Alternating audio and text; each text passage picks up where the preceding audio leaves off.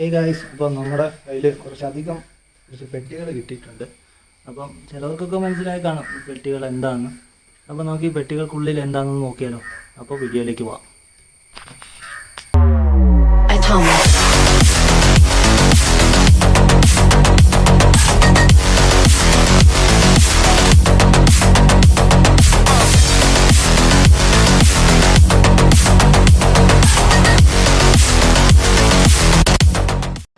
അപ്പോൾ ഇതൊക്കെയാണ് കേട്ടോ നമ്മുടെ ബോക്സിലുണ്ടായിരുന്നത്. അപ്പം നമ്മൾ കുറേ ഇതൊക്കെ കളക്ട് ചെയ്യുന്നു, പക്ഷേ ഇതുവരെ വീഡിയോ ചെയ്യാൻ പറ്റിയില്ല. അപ്പം നമുക്കിത് നോക്കിയാലോ.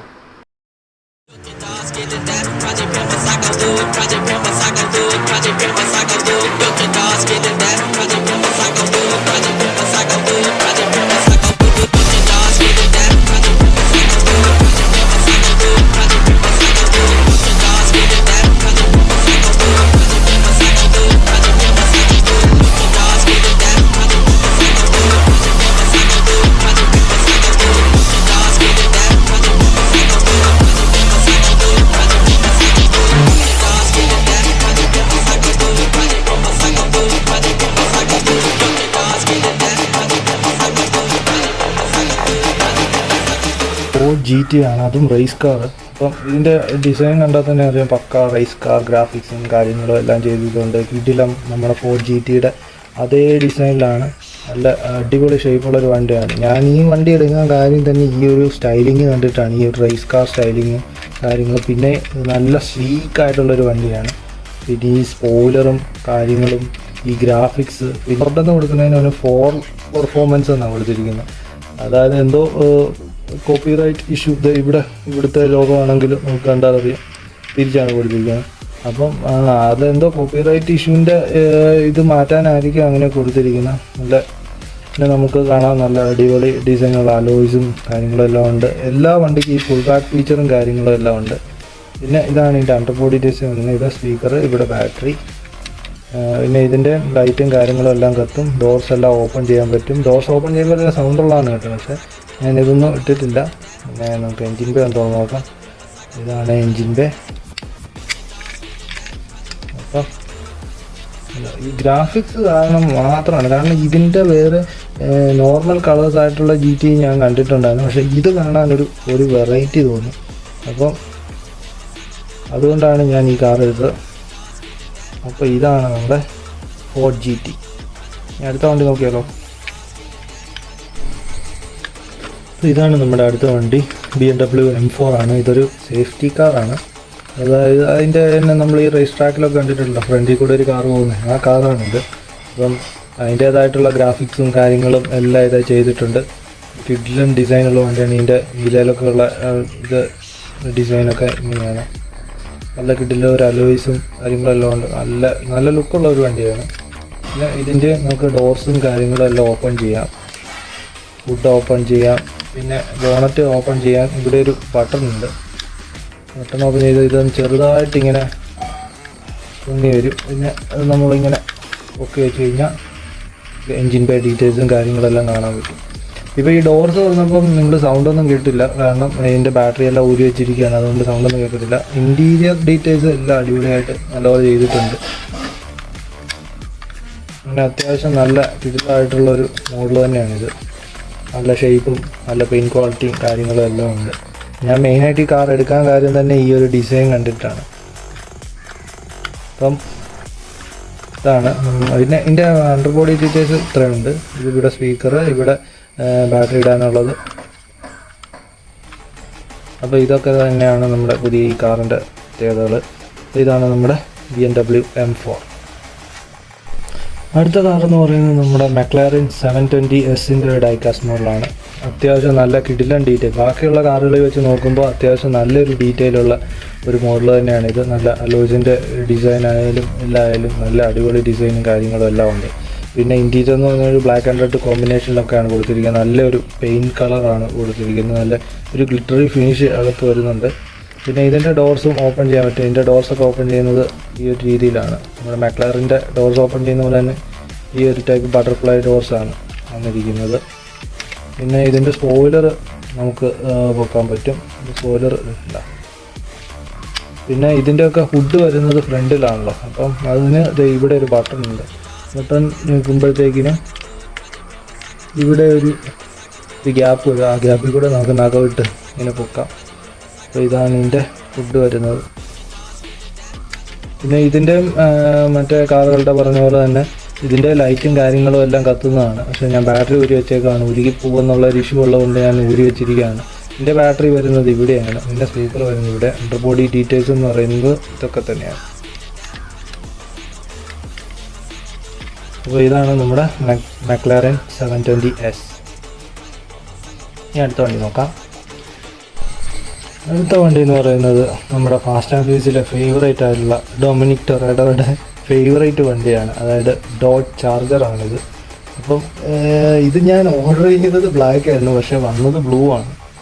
നല്ല കിടിലൻ ഡിസൈനുള്ളൊരു വണ്ടിയാണ്. പക്ഷേ ഈ ബ്ലൂ വന്നാൽ പോലും ബ്ലൂ കണ്ടപ്പോൾ എനിക്കെന്തോ അത് തിരിച്ച് റിട്ടേൺ ചെയ്യാൻ തോന്നിയില്ല. കാരണം നല്ലൊരു ഗ്ലിറ്ററി ഫിനിഷുള്ളൊരു കിടിലൻ ബ്ലൂ ആണ്. പിന്നെ ഈ ക്രോം ആയിട്ടുള്ള എൻജിൻ്റെ എലമെൻറ്റ്സ് എല്ലാം കാണുമ്പോൾ ഈ ക്രോം വീൽസ് ഇതെല്ലാം ഒരു മാച്ചിങ് ആയിട്ട് വരുന്നുണ്ട്.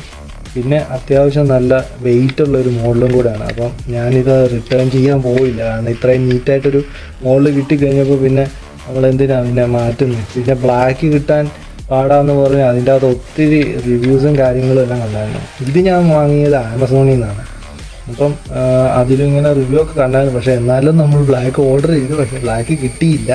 പിന്നെ അവർ തന്നെ പറഞ്ഞിട്ടുണ്ടായിരുന്നു എന്നാ അത് ഉള്ളത് വെച്ച് സ്റ്റോക്ക് ഉള്ളത് വെച്ച് ബ്ലാക്ക് തരാൻ പറ്റത്തുള്ളൂ എന്ന്. എന്തായാലും എനിക്ക് ഈ വണ്ടി ഇഷ്ടപ്പെട്ടു.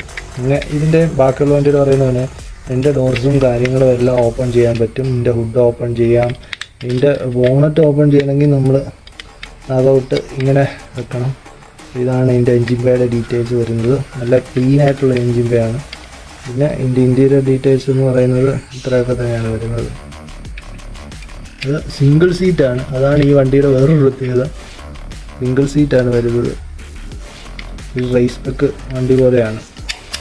പിന്നെ ഇതിനും സൗണ്ടും കാര്യങ്ങളും എല്ലാം ഉണ്ട്. ബാറ്ററി ഊരി വെച്ചേക്കുന്നത് കൊണ്ടൊന്നും കേൾക്കില്ല. പിന്നെ എല്ലാ വണ്ടിക്കും റബ്ബർ ടയേഴ്സാണ് കേട്ടോ വരുന്നത്. അത് തന്നെ ഒരു അടിപൊളിയായിട്ടുള്ള ഇതാണ്. നല്ല കിടിലൻ ഷേപ്പുള്ള ഒരു ക്ലാസിക് കാറാണിത്. പിന്നെ ഇതിൻ്റെ അണ്ടർ ബോഡി ഡീറ്റെയിൽസ് എന്ന് പറയുന്നത് ഇത്രയാണ് വരുന്നത്. ഒരു സ്പീക്കർ, ബാറ്ററി, പിന്നെ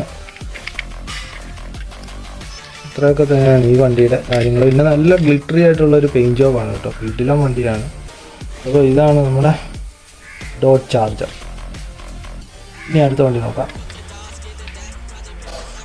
അടുത്ത വണ്ടി എന്ന് പറയുന്നത് നമ്മുടെ മാഫിയ, നമ്മുടെ G-Wagon. അതും റാബസ് എഡീഷനാണ് ഇത്.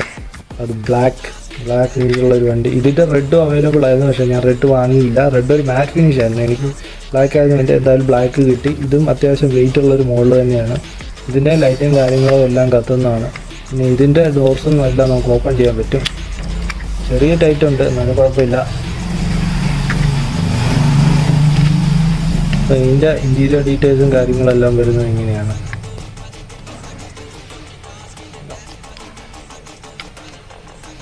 ബാക്കിൽ ജെറിക്കാൻ വെച്ചേക്കുന്നതിൻ്റെ ഡീറ്റെയിൽസ് വരെ ഇതിൻ്റെ അകത്തുണ്ട്. സൺറൂഫുണ്ട്.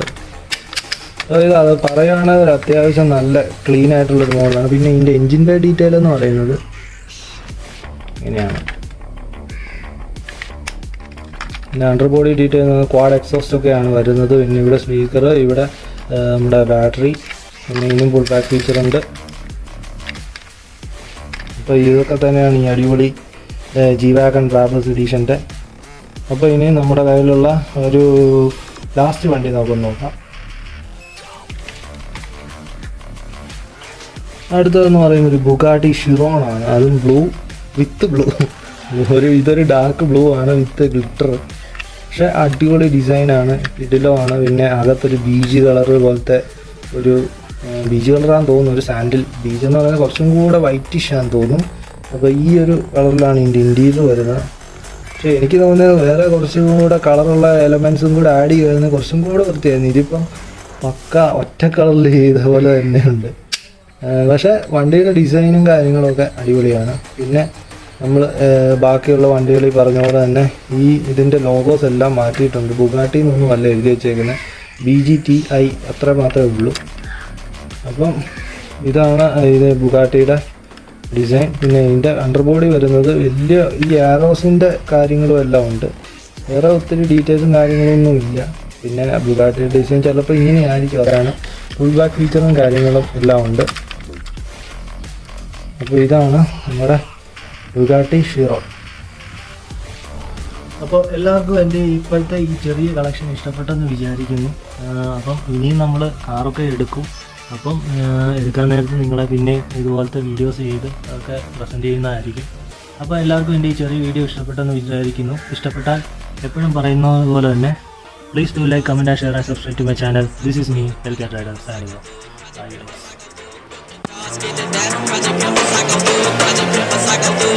guys.